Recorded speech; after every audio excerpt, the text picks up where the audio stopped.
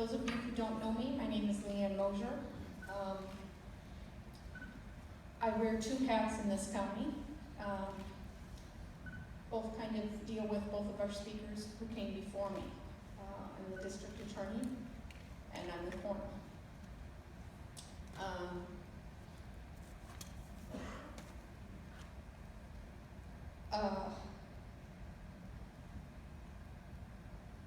Kind of hard to talk after what we just heard.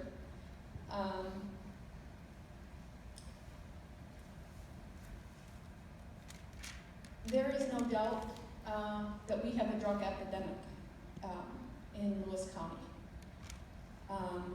However, there is no doubt that there is a drug epidemic in every county in New York State, and there is no doubt that there is a drug epidemic in every state in the United States. And my guess is that there is no doubt that there is a drug epidemic pretty much everywhere. One of the things that we were talking about tonight, first of all, this is Senior Investigator John Pignon from the New York State Police, who's assigned to CNET, which is our Community Narcotics Enforcement Team. You cover, I should know, the 7 counties.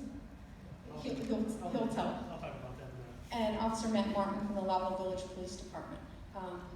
So I'll talk a little bit about what we do, but you are here hopefully for information and whether or not it's touched you, your family, or that, as you said, that it will touch you or your family.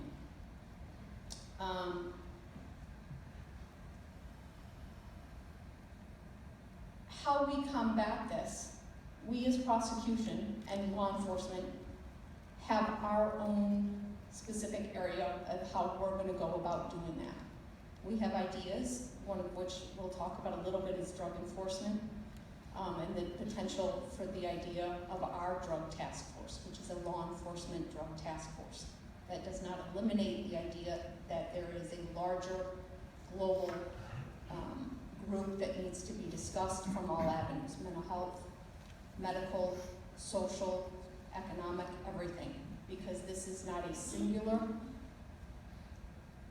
answer to this problem. You cannot prosecute your way out of it, you cannot punish your way out of it, you cannot educate your way out of it, and you can't really even treat your way out of it. It is a universal problem. There is not a singular solution to this.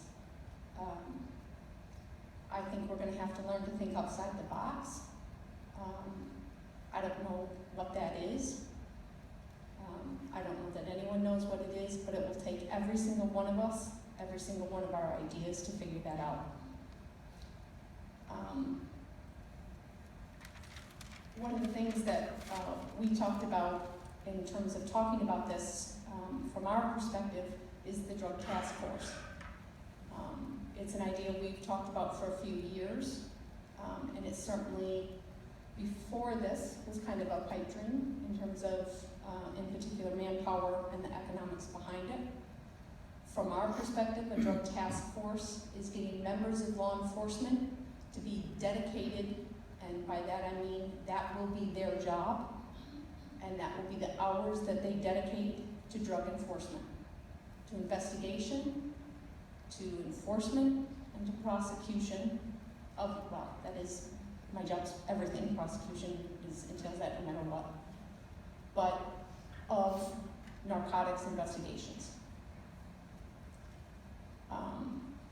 And it will involve members of the Lavelle Village Police Department. Ideally, this is what we want, members of Lavelle Village Police Department, members of a dedicated individual from the Lewis County Sheriff's Office, and all under the auspices of hopefully the way it might be set up might be under a DA investigation. There are drug task force across the state, throughout counties. It's been a harder situation to set up in a smaller county because of resources. We have, what I will tell you right now is we have a fabulous cooperation between members of the New York State Police, through CNET, through the Lavelle Village Police Department, through the Sheriff's Office, who do this on a quasi basis. The problem is that these individuals are people who have jobs that require them to do regular investigations, burglaries, sex offenses, sadly homicides, all of these other charges that require them to be elsewhere at regular times. This task force would allow these individuals to function solely doing that. Hopefully, it would be one step in our jobs to be able to help combat this situation, to hopefully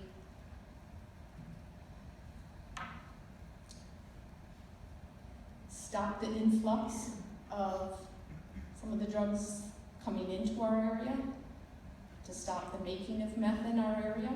What we're finding is that certainly back in the 80s and 90s, this is not what we were doing. I don't know if any of you read the article about, it was from Steve Berkler, it was an article about Dale Investigator Roberts from the Sheriff's Office retirement, but how he talked about they used to go through the fields and find the marijuana plants in the start of his career. That's not what drug enforcement is anymore. It's certainly has expanded. In the time since I've been in this office, I remember when he used to talk about flying over the marijuana fields in the beginning of my career. We were not talking about heroin at the rate at what we're talking about it. And dear God, 5 years ago, we didn't even talk about fentanyl. Fentanyl is what is a opioid or a synthetic opioid that is not the fentanyl that you're getting, that you're thinking of is what's being prescribed by a doctor in the last stages of life. It is 40 to 50 times more potent than anything you can get. It is coming from, we were talking about it, from China. It's being mixed with other drugs, and it's coming from other places.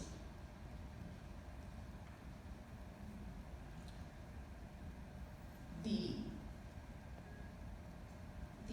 ability to track down and get into the sources and arrest and convict them takes dedicated individuals to do that. And by dedicated, I don't mean dedicated, these individuals are dedicated. I mean time and resources to do so. The world we live in 2017 is not the world we lived in even 2000, 2005, and 2010, and truthfully even 2015. I am not one from the coroner's office to discuss details because the confidentiality nature of that portion of my office is beyond strictness. However, in keeping with the reporting figures from Jefferson County, because we share resources with them, from the medical examiner's office, I will simply state that in 2016, we had 4 overdoses. As of 2017, we have what I will at this time confirm is 5, and we have 2 still pending. That is potentially 7 in 2.5 months. I haven't done the math of doubling over a course of 12 months, over 2.5, but if you're good in math, you know what that is. Without even figuring out numbers, per capita, I can guarantee you Lewis County has risen to the top of that chart. If you don't think it's going to affect your family, it will. And that is just drugs. That is not alcohol. We do need to find ways to fix our problem, or to take a chunk out of it, or to take a bite out of it, or to take a step out of it.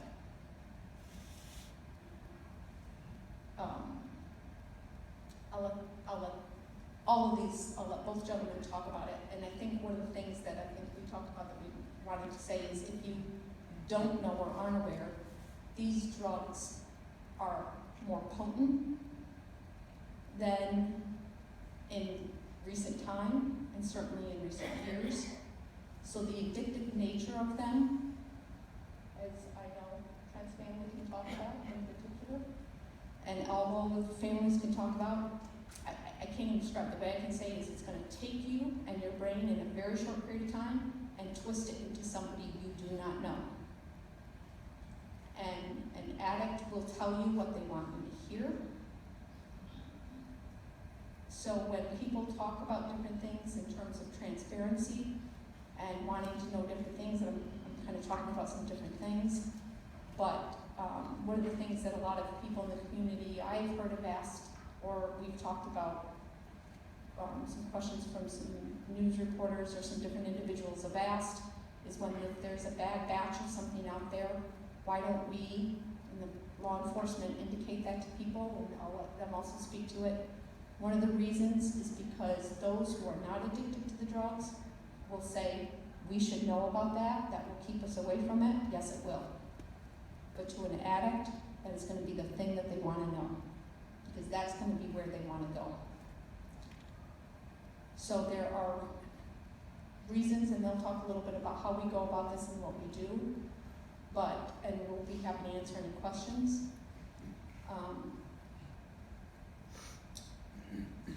So I'll shut up for a minute and let them talk. I'd like to start out with, sorry for your loss. I've a member of the state police for 31 years. I've been doing narcotics work for the last 19 years. Lewis County, it was actually my first duty assignment as a DCI investigator. Came here to do general crime, so I kind of got a taste of Lewis County early on. I live in Jefferson County, but I've always enjoyed coming over here to work, which I don't know if that's good or bad, but again, we get some pretty good prosecution here, and recently the work volume has gone up drastically. With enough amphetamine problem, the labs that we're encountering, unfortunately we're somewhat reactive to the labs. With the heroin, again, we're targeting that aggressively. We're buying heroin on a regular basis. And again, I don't want to get into a lot of details about how we operate our manpower, but I actually supervise 6 guys, and I drag them to Lewis County, and they're coming from different parts of the state. So, when we come here, typically it's a long day, and again, we're pretty successful. And we're successful because we're working with the local agencies. The PD actually develops some informants for us, for the Sheriff's Department, because they're here working with the individuals every single day. They know who's going to be cooperating with us and who's not going to be. And when they set that up for us, we can come in and we've already got one part of our job accomplished. We already got an informant. So these informants are people just like you. Everybody has a drug connection. Everybody can tell me a drug story. Everybody I encounter tells me a drug story. I can tell you drug stories from my neighbors and stuff. So with that information, we just have to develop it and see if we can make a plan. And we do, and we're aggressively buying all types of drugs. So there's, around here, we're encountering not only meth, morphine, the hydros, the pills you had talked about earlier. We're seeing that, and that's an issue. Going back up a little bit, I want to go on to say, I also have 4 children, okay? Drugs affect me too. So with that said, I have a real interest in this, okay? I really have a good, solid interest in trying to make a difference, I guess, if you will. So when I bring these guys here, I have a really energetic group. I think Matt can attest to that they got a lot of energy when they come in, and we go strong. I mean, we try to target it. But again, a lot of that, we're reacting to the person that's already abusing. We're reacting to somebody in this county. We have a lot of people that are selling to support a habit. It's not like in Syracuse or Utica or Watertown where people are selling for profit. And again, that's who we try to target as far as the state police go, or the community narcotics enforcement team. We aggressively try to pursue that. And again, we do that through the person that's a user, and we target them as a target for sales and stuff, and then try to flip them and kind of move up the ladder. So again, we're trying to be aggressive with how we do this, and we're somewhat effective. Again, we can only do so much. We look for the community to give us the tips. Again, if you're reporting something to the local PD, they're going to pick up the phone and they're going to call me or call our unit and say, hey, this is what I got going on. So your calls are important. Now, as a parent, one of the stories I want to share with you that I think is really critical is I had a two boys that were really active in sports. My one son, who was really aggressive, is as far as a player, he ended up breaking things. He's a hockey player, broke his arm, broke his jaw, broke his ankle. Every time, when he got older, he ended up having a compound fracture where he needed surgery. And this is the part that really scares me. He breaks his arm, he goes in for surgery, the doctors prescribe some oxys, and they prescribe like 30 pills. He used 2. He was done with 2. Okay? After that, we have 28 sitting around the house. I always monitor a little bit of Facebook. I see the phones and stuff like that, so I try to keep the thing. I communicate a lot with my children. I think that's really critical for everybody to do that. In this particular case, he tells me, he says, look at these Facebook requests. People are asking him, hey, you got some left over. These are kids that he goes to school with. These are his friends, and they're decent kids. These are kids with good grades, great parents, great families. All of a sudden, there's a message, hey, can I get a couple of bills? It's like, oh my God, if you do them, you're a drug dealer, you know?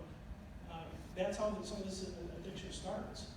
So what I highly suggest to everybody in the community, if you have painkillers in your house or you have leftover drugs, there's drop-off times that they advertise. Clean out them drugs, get them out of your house. What happens is, and it might not be your kid, it might be the neighbor's kid or somebody else coming over. They'll pop open that medicine cabinet, see that there's some kind of narcotic pill there. They'll take a couple of them and off they go. And you have no idea, did your kid take 2 when he was hurt? Did he take 4? Did he take 6? You know? So you don't keep track of that. All of a sudden they just got away with 2 or 3 pills.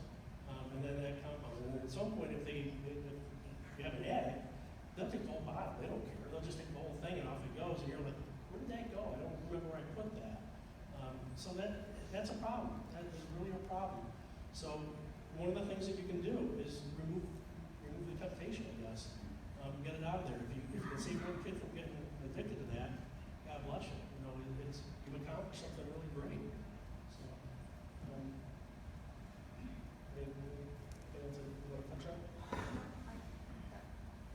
I think what John in particular said is, one, I know that sometimes you may, use my phone, I'm yelling, is that in particular, no, I don't mean to yell, is that in particular, you know, there's that phrase, if you see something, say something. That goes a little bit towards terrorism, but don't think that your tip falls on deaf ears. We can't necessarily call you back and say, oh, hey, by the way, you know, they're going to enter, you know, their surveillance team's outside watching. Keep in mind that we can't always tell you what we're doing. Providing information to the general public provides information to the people who are selling drugs. So we don't always turn around and say, thanks for the tip, we're acting on it, we're out surveilling, and we got people out doing that. So we can't do that. That doesn't mean your tip's not acted on. That doesn't mean that we have our heads in the sand and we don't know what's going on, but we do need your information. You know, if there's 20 cars going into your neighbor's yard, and they're not having a yard sale, and those cars are staying for 2 minutes and coming back in, hold on, that we're not aware of that situation, or we need to be aware of that situation. Keep in mind that investigations, if you've watched from when things have happened to when maybe an arrest comes, don't happen in the next 30 days. We still have to abide by that horrible, crazy thing called the criminal procedure law and criminal justice. And it's called probable cause. We can't just take a tip and say 20 cars going in, we're gonna go knock down that door and do something about it. One, you as citizens do not want us doing that, ultimately. We have laws we have to follow to protect the rights of every citizen. We have to do that, so we have to follow that.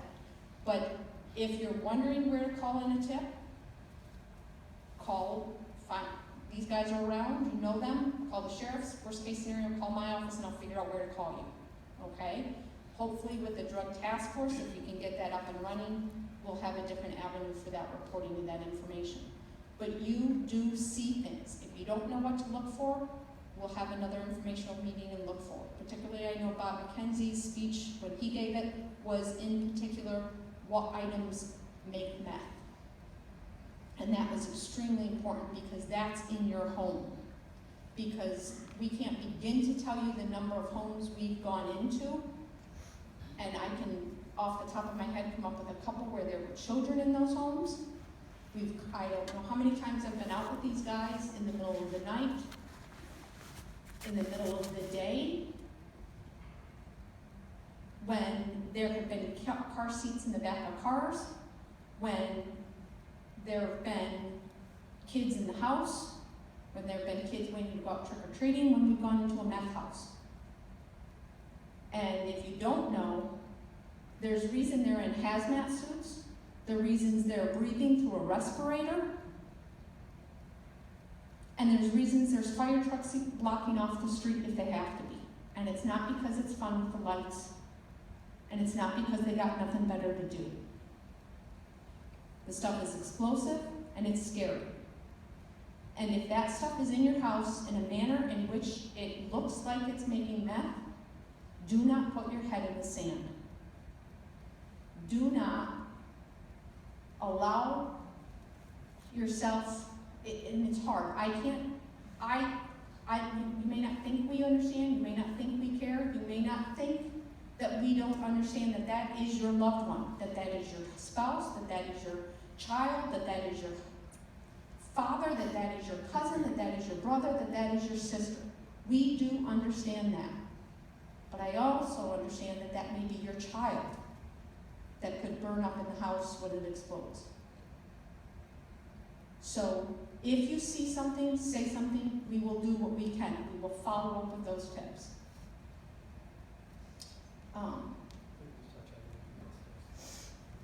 She got going on with the meth, except in Lewis County is a very, very rural county, and meth manufacturers typically throw their garbage along the roadway. If you encounter something, you see the bottles, you see the lye, you see lighter fluid can, you see needles, something like that. The stuff looks like drug paraphernalia, okay? If you see it, call a local trooper or sheriff's office or PD, have them respond, because we have a hazmat unit, it's called CSER, Contaminated Crime Scene Emergency Response Team. They'll come to that, they'll clean it up effectively. If you bring that stuff to your house, you're putting yourself in danger, because some of this stuff, it's gases that are poisonous. And again, some people feel like they should take and open the cap on these bottles and see what's in there and see what it smells like. You do that, you kill yourself. So you gotta be very, very careful what you're handling. Again, if you see something that looks like drug paraphernalia, just stop, call the police, that's what we're here for. We'll respond, and again, if the uniformed guy responds, he'll determine that, okay, I need the state police CSER team to come take care of this problem. And again, they'll take care of it, they'll haul it away. Again, we have guys that are certified, we have 100 throughout the state, and we have a quick response. Again, in this county, we're encountering meth labs on a regular basis, and it is a hazard. And when that snow melts, I guarantee there's gonna be stuff thrown along the roadways. So if you live in a rural area, you live out in Krogan, and you're driving along and you see something that I don't know what that is, or you happen to be picking up along the road because you're cleaning up your own neighborhood, and you encounter something, stop. We said let the police make a determination on it. It's better to be safe than sorry. Again, the police are out there on patrol. They'll dispatch, you can call it in, and we'll come and we'll look at that and take care of it. And again, sometimes we get clues. One of our couple of our dump sites, people left receipts in there for us, and we were able to track them back and actually make an arrest on them. So we will actually do an investigation on anything that we encounter that is deemed meth waste or hazardous waste from meth manufacturing. So it's something that we take very serious, and we will address that. Good evening, everybody. I'm Officer Martin Hall, PD. I'd like to thank everybody for coming out tonight. I'd like to extend a special thanks to my wife and my kids for putting up with me when I'm at home and I'm off duty, for the calls and the time that I put into this. But this isn't my art. We do have a problem here in Lewis County. We have a problem in the States. We need to take care of this. Touching a little bit on the meth, I know one of the radio stations, I'm not sure which one right now, has a Thankful Thursday, do one of the days I was listening to it, they said go out and start cleaning up the roads on the roadside. Just be careful, like John touched on, and watch for Gatorade bottles, watch for plastic bottles that's got a liquid or even like a salt or some kind of substance in the bottom of it. If you see it, just back completely away from it, call us, we will get the proper people in for it. That is highly contagious, they're very explosive, it can be. So if you see something like that, definitely make sure you call us. Another thing about the prescription bill, or the prescriptions left over, John touched on, is down at Level PD, anybody can bring them in. We have a drop box in this room. We will not keep your prescription containers, but we'll take them and empty them out, and we'll just give your containers back to you. So anytime you guys got extra prescriptions not being used, just laying around, bring them to us, we can take care of them. Also, with the drug issues we have going on right now, we can't, uniform patrols, even the CNET guys, that we're working with pretty well 2-3 times a week, we work right hand in hand with CNET and the Sheriff Department. We're not out here, we can't see. If we show up in a patrol car, they're gonna see us a mile away if they don't know it. If you have your neighbors who are getting cars, you're seeing this kind of stuff, don't be afraid to contact me, contact Sheriff's Office. If I'm not working, just leave a message, find out when I'm working. I typically work days under the PD. I'm available anytime patrols get a hold of me. I'll be more than glad to sit down and talk to you. I'm not gonna talk on the phone to you guys or over a cell phone. I'd rather talk in person, have you guys come to the PD. If it's information, I've been keeping track of everybody's information. Like Nan said, we can't just stop, or we just can't go to the door and knock on the door. But I am very knowledgeable with the people that's involved in this, but it don't hurt to hear the names over and over again. We work in them, put them in groups, so we can track them a lot closer at that point. So, like I said, the PD number's 376-6511 anytime. It's just because I'm the PD, don't mean I'm not going to get in touch with CNET, I'm not going to get in touch with the Sheriff's Office. I will make the contacts that I need to make, even if it's out in the county or wherever it is. I will do what I need to do. It's not going to fall on deaf ears. I'm too much involved in this for that. Go ahead. I don't mean to interrupt, but I really feel I have to ask this question. Do you take anonymous tips? Or do you require the person to come in and sit down and put their name on a piece of paper that they have filed a complaint that there's mysterious things going on? Because I'm hearing out in the community, people are afraid to bring that into you or to any police agency because they're required to sign a form stating that they made a mistake. What I typically do, I don't like speaking over the phone. It's going to be anonymous when they come into the PD. Yes, I do take your name and your phone contact number in case I need to get back a hold of you. But what we discuss inside the PD or inside my office will stay inside the PD, will not go out anymore. It's not, I'm not going to do a formal complaint on it. It's basically for my information. And then I would make the contacts and start doing the investigations on my end of it to follow through with what we need to be doing. I know there's some people who are afraid to bring that forward because they're afraid of what might happen to their houses or their families or whatever. And that's a very legitimate concern. I think people, I personally don't, but I think a lot of people that see strange activity in and out of a resident, and you know what's going on, or you suspect what's going on, but if they were to find out, any of those people were to find out that you made a complaint, people are afraid that there's gonna be retribution if they come forward. I know that. Would it be easier if we met in a neutral location I don't know, or?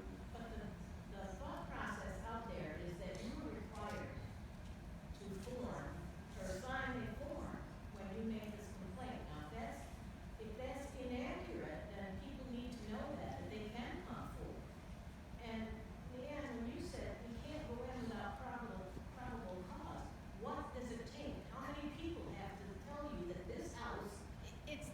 that's not a simple answer. Probable cause. I know that, and I know the law, I mean, I know that you can't just go break it into everybody's house. But what is probable cause is a very complicated question.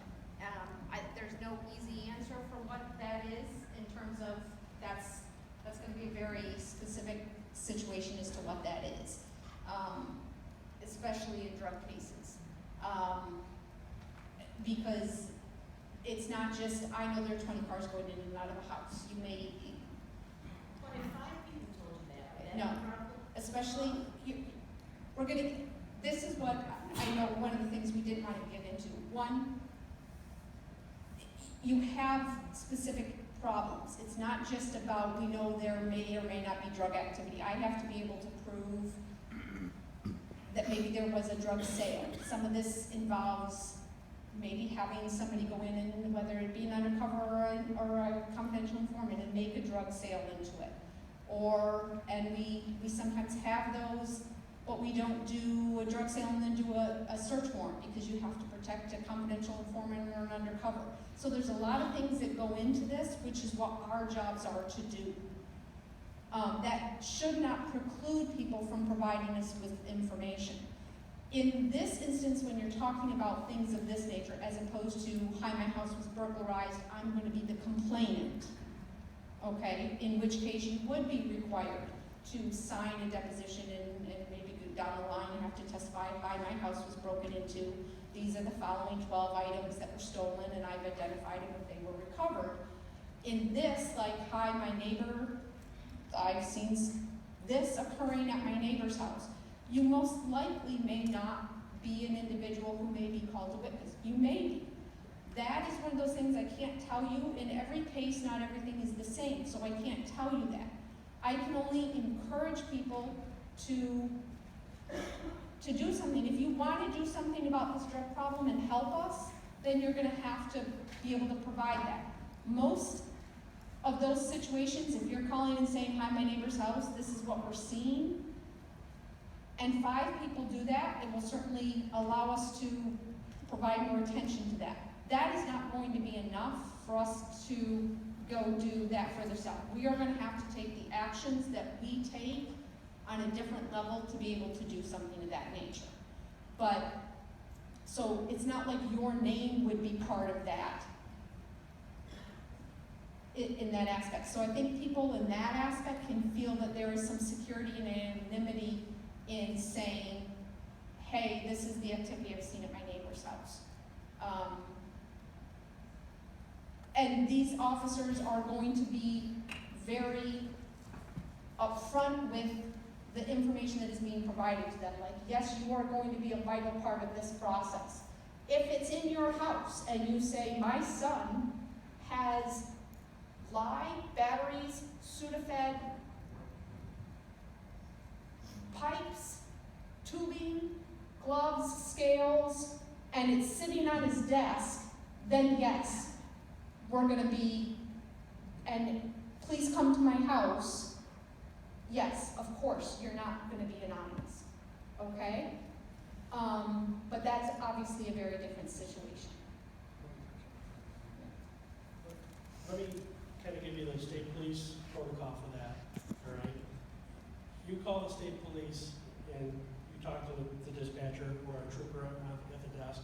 What's going to happen is he's going to take your information. He's going to ask for your name and phone number. You say you want to be anonymous, he will respect that. What he'll do is he'll write what we call a field interview card, and then he'll record the information that you provide, and then we actually have a source development guy that he goes to, and ultimately if it's drug information, it lands within the CNET office. Again, if you're in the 10 counties that we cover, ultimately we'll see it. Like if you're in Lewis County, it'll land on my desk. So you can give an anonymous tip, and it'll still land where it needs to land. Again, with an anonymous tip, it doesn't have as much weight as somebody back. We don't have to follow up. Again, there's always questions. You know, sometimes you give the wrong house number, or you say the greenhouse on the left-hand side, and we go out there and we don't see the greenhouse. We'll have to be on the right-hand side. You got confused with it. We can't follow up with you. So now, the information you gave, and we can't follow up on that quickly. There's so much going on with us that we're moving on to the next case. Okay. So there's different levels of people giving information. You have the anonymous tip that comes in. You we have the person that gets arrested, the DA's office says, hey, the defense attorney said, we can talk to him, and he has some good information. So that person will sign on and give us some information.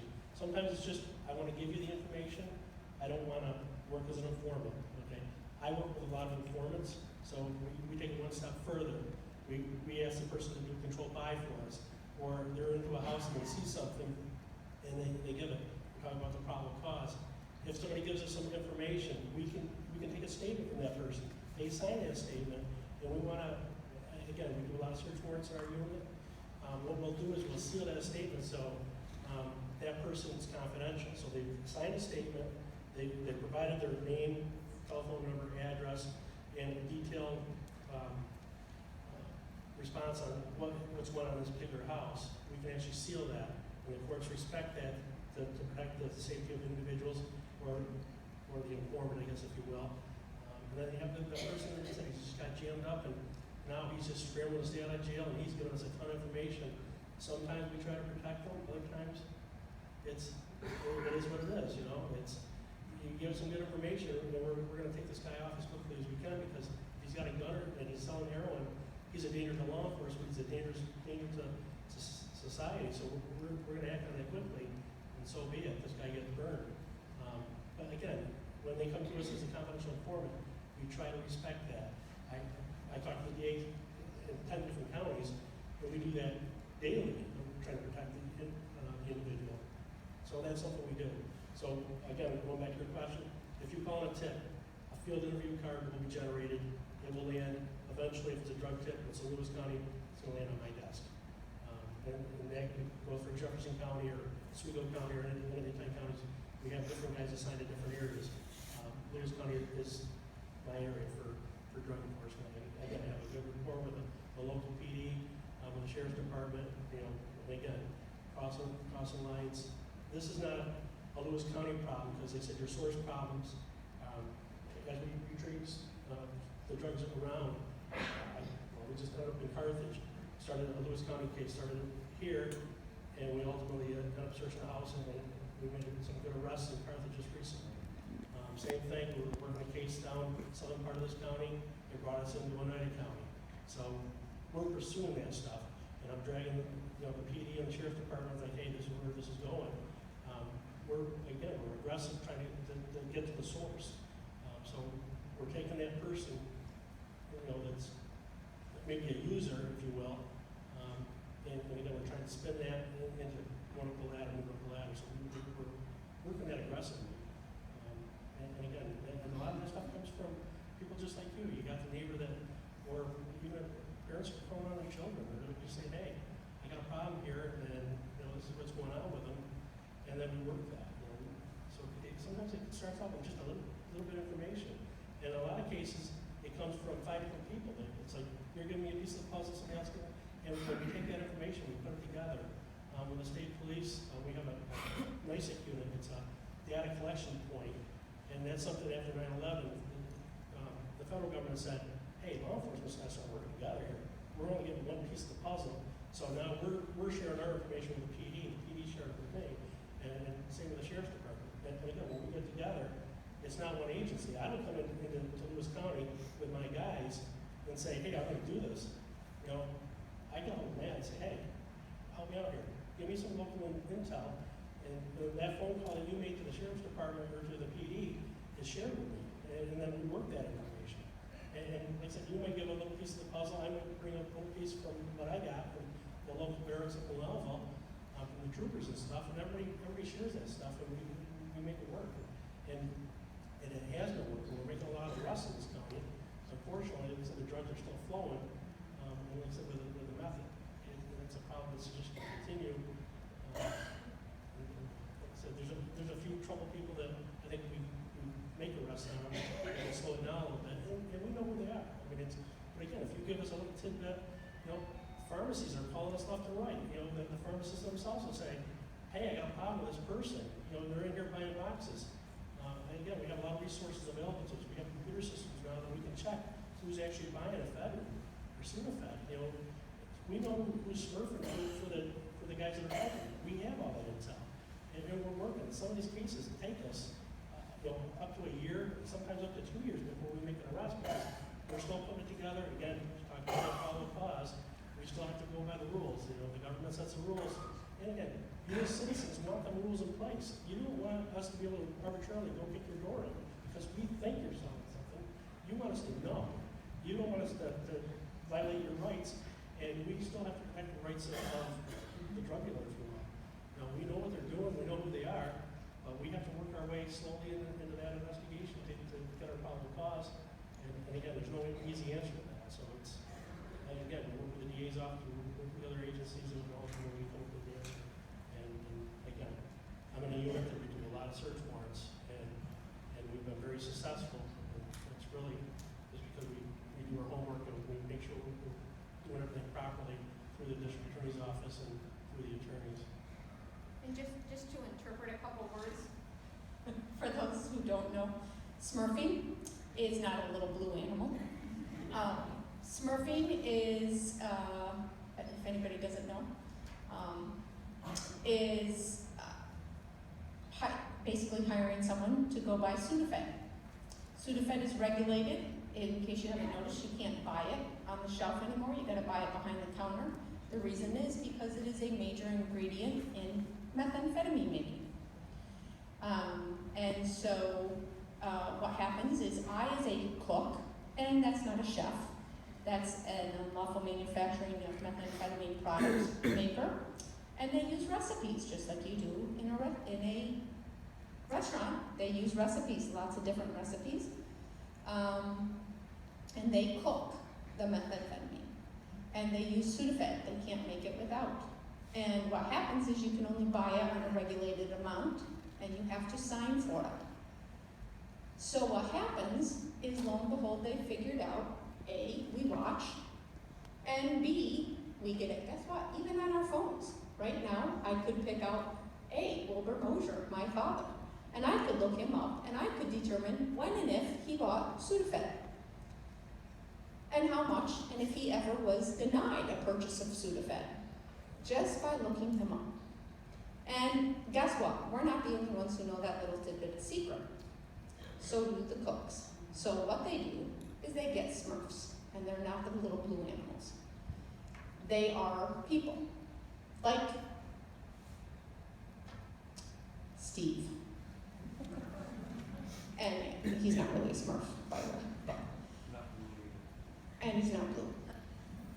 And they say, hey, can you go in the store, and I'll give you what's going right now, 40 or 50? 40 or 50 bucks to buy a box of Sudafed. Yep. This is what we're fighting, ladies and gentlemen. 40 or 50 bucks is the going rate to buy a box of Sudafed. About 7 to 10 bucks. That's a nice profit margin. So they take a carload of a couple people and travel around. And we got good, 2 easy stores, Kinney's and Walmart. Guess how much you can get and how much methamphetamine you can make in a short period of time with however many boxes you can make. This is what we're fighting. And Steve makes some money. Sorry, Steve. You sit in the front row, you get picked up. Do you want to give out the Sheriff's Department's anonymous tip line?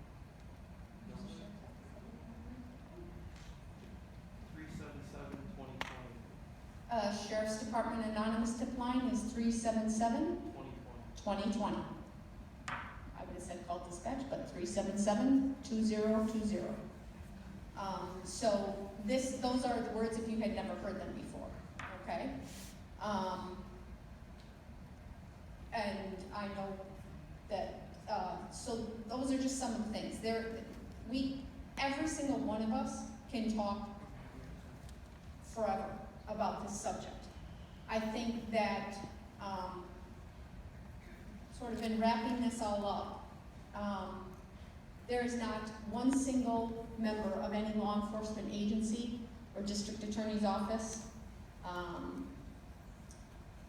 And in all honesty, in any citizen who would not like to see, in this aspect, every single one of us put out of business.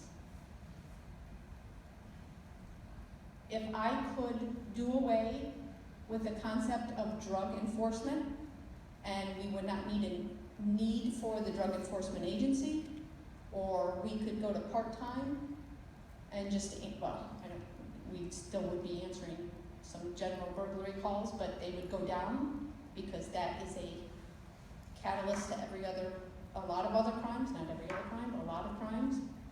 If you want to put us out of business, go right ahead. I don't think you'll hear us complain.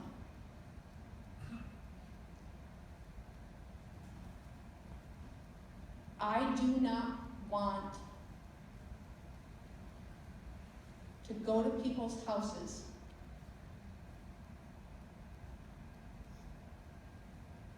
and be with families who've lost a loved one to an overdose.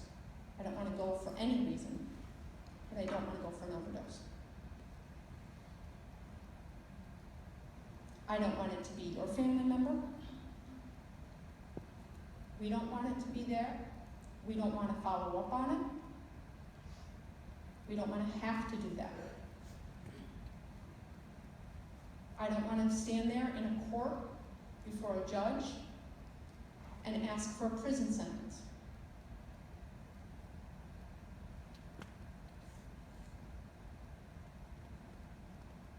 I don't want to argue that, in all honesty, it's safer to keep them in jail sometimes than it is to let them out.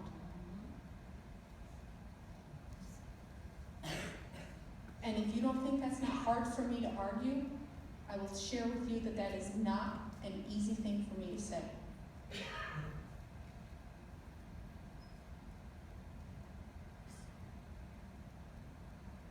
And it is.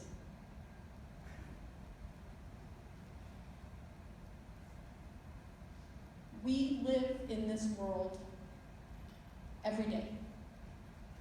For those of you who are blessed not to, I hope that continues.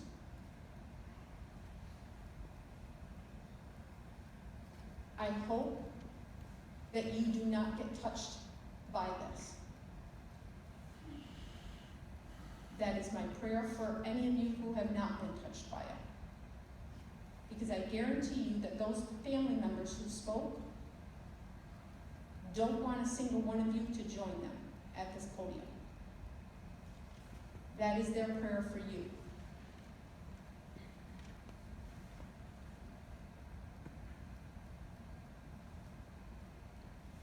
If we don't do something, each and every one of us, there will be a lot more speakers at the next meeting.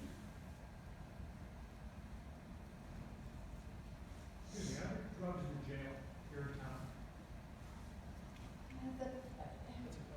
That's a call for the sheriff's department, in all honesty. You refer to the sheriff? No, it's more that I am not knowledgeable about that issue, in all honesty. Is contraband, Is there a testing program?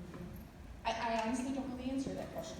Even in this many years, we still don't know. I'll be honest with you, I don't know what the jail does. There is a, because keep in mind, if there's contraband at the jail, okay, there's a criminal charge for it if there's contraband at the jail, and that could be all sorts of things. You're not saying it is contraband. Has there been charges of contraband? Yes, that can include cell phones.